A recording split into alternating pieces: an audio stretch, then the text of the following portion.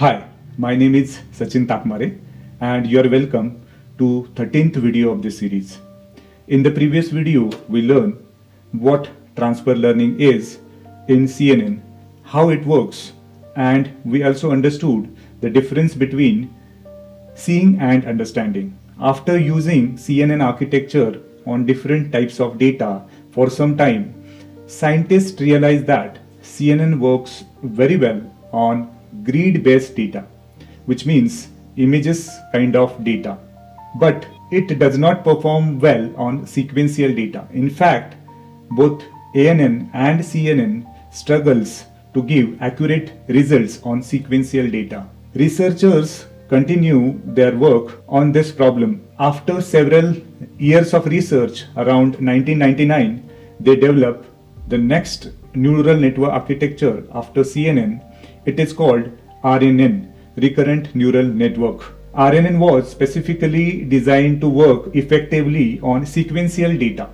So first, let us understand what sequential data is. Sequential data means data in which the order or the sequence of information is extremely important. For example, consider the sentence, "My name is Sachin." In this sentence, the order of the word is very important because that order, the sentence has the meaningful interpretation. Now suppose if we change the sequence and say name Sachin, my is, the words are still the same but the meaning is lost. This means when the order change, the meaning also changes. Similarly, audio signals, textual data, time series data such as stock market data and DNA sequences all belongs to sequential type of data. In this type of data, the order of information is extremely important. Now suppose if I tell you the sentence, "I am feeling very," what do you think? The next word could be happy or sad. You can make a reasonable guess because you know the previous words. You understand the context created by the sequence, and therefore you can predict the next word may be happy or sad. Similarly, you can identify that "I am feeling very happy" expresses a positive sentiment, while "I am feeling very sad" explains a negative sentiment. Now imagine giving this task to an ANN and CNN. Can they perform it correctly? The answer is no. ANN and CNN cannot handle this task effectively because they cannot understand context. And in sequential data, remembering previous context is extremely important. Just as CNN gives AI the ability to see, RNN give AI the ability to remember. In other words, RNN introduce memory into AI systems. RNN can remember previous information while processing new information. Let us understand how. RNN processes data step by step. Suppose the sentence is "I am happy." At the first time step, RNN processes the word "I." The output generated from this step is passed to the next time step along with the next word, and now it processes "I am." The output generated from this step is then passed to the third time step along with the next word "happy." Now the RNN processes all three words together. "I am happy." At this point, the complete context of the sentence become available. If the RNN has been trained for sentiment analysis, it can identify that "I am happy" represents a positive sentiment. While processing each word, RNN remembers information from the previous words. This is a high level overview of RNN and it's working. Now, does RNN understand English, Marathi or any spoken language directly? The answer is no. RNN or AI or any other computer system does not understand human languages directly. A computer only understands 0 and 1. This is called machine language. Therefore, before giving data to an RNN, we perform a process called tokenization. In tokenization, each word in a sentence is converted into a separate token. For example, I am happy becomes three separate tokens. We convert each token into a numerical new presentation. It is called an embedding or a vector or vectorization. There are several methods to convert this, such as integer encoding, one-hot encoding, word to vec, etc. Depending on the problem, we choose the suitable technique. This conversion allows computers to process language in a format they can understand. The core idea behind RNN is current input plus previous memory gives output. RNN contains something called hidden state. Hidden state acts like a memory. RNN works like a loop. The output from one step is used to the next step. Because of this, past information is carried forward. Think about listening to a story. As you listen, you remember previous sentences. Because of this memory, you gradually understand the complete story. The same thing happened inside RNN. After the development of RNN, the field of natural language processing advanced rapidly. RNN helped machines understand, analyze, and process human languages much more effectively. Applications such as voice assistants, language translation, speech recognition, chatbots, text prediction, and sentiment analysis started producing much better results. Many modern AI tools that we use today, such as ChatGPT, Gemini, Midjourney, Perplexity, Claude, or DeepSeek, are built upon the concept that evolved from RNN. The idea of understanding input sequences by RNN eventually lead to the development of today's advanced AI systems. That's why understanding RNN is very, very important. Now let us understand RNN using simple dataset. Suppose our dataset contains three sentences. I am happy, a positive sentence. I am sad, a negative sentence. I am learning, a positive sentence.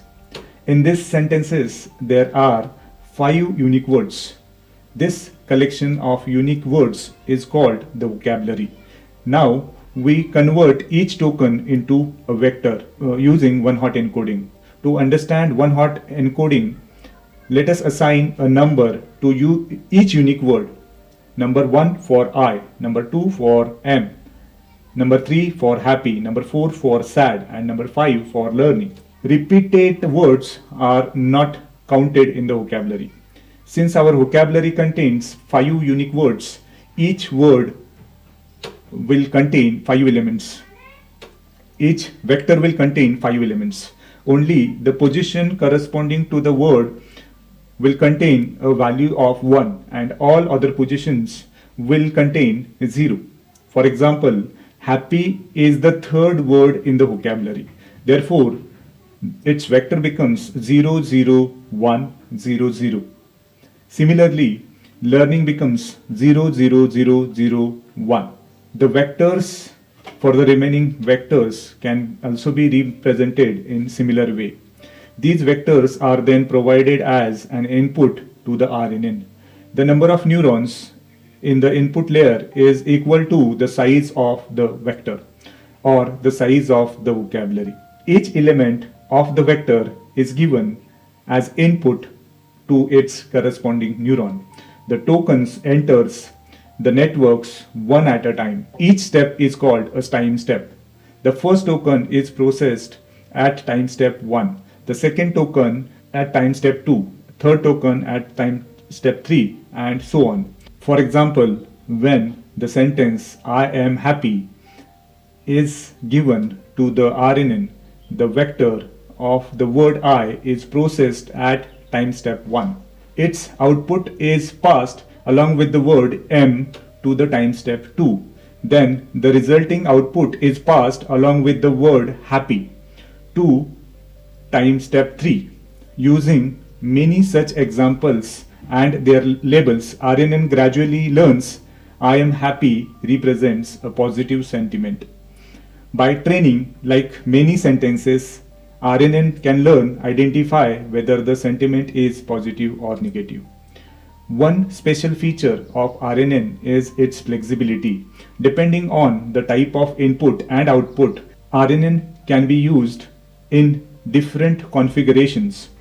The main types are one-to-one, one-to-many, and many-to-many. A common example of many-to-one is sentiment analysis. The input contains many tokens, but the output is a single result. For example, I am very happy today. Input has many words, but the output has only one label, that is positive or negative. The next type is one-to-many. A common example is image captioning. Image captioning means describing the contents of the image using text. For example, if an image contains a boy playing with a dog, the caption could be a boy playing with a dog. Here, the input is one image, but the output contains many words. The third type is many-to-many. A common example is machine translation. Here, both the input and output contains multiple tokens. For example, if the English sentence I am going to school can be translated into Marathi like मी शाळेत जात आहे. Both input and output contain multiple words. So far we have discussed what RNN can do. Now understand one important limitation of RNN. If the input sequence become very long, RNN start forgetting earlier information.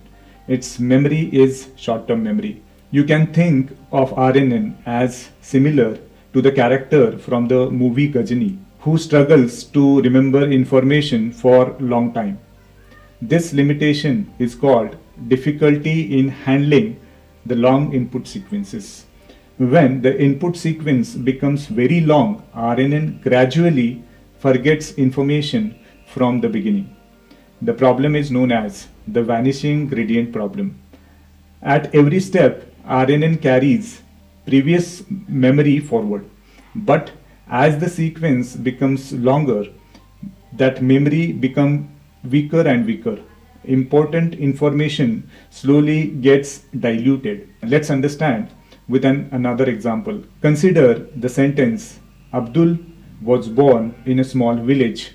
Despite financial difficulties, he worked hard throughout his life and became successful scientist and eventually received the Bharat Ratna Award for his contribution to the space research.